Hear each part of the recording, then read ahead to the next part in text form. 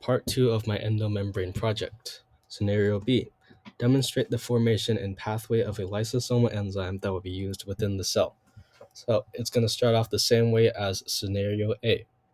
Like in scenario A, we're going to have RNA be transcribed from DNA in the nucleus, and it's going to be sent out of the nucleus into the rough ER through the pore complex, and it is going to be translated into a polypeptide by a bound ribosome, and then it's going to move through the rough ER and fold into its functional protein shape as it moves through it. So we're going to have a slightly different shape this time. We have like this little C shape to show that it's a different protein. And as it moves through, it's going to eventually reach the transitional ER and be butted off into its transport vesicle. Then that's going to be fused into the Golgi apparatus. And then it's going to move through the Golgi apparatus from the cos to trans direction.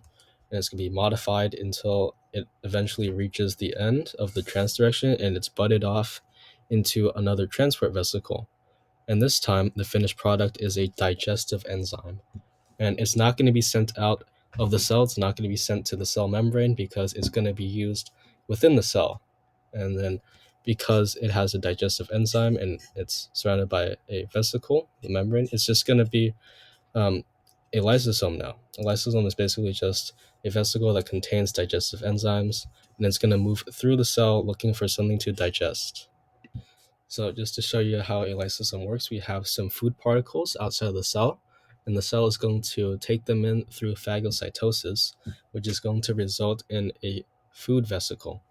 And this food vesicle is then again surrounded by membrane. So the lysosome can come in, they can fuse membranes, and the lysosome's digestive enzymes can break down the food molecules into smaller molecules that can then be released and used throughout the cell. So they just open up their membrane and then they can be used throughout the cell.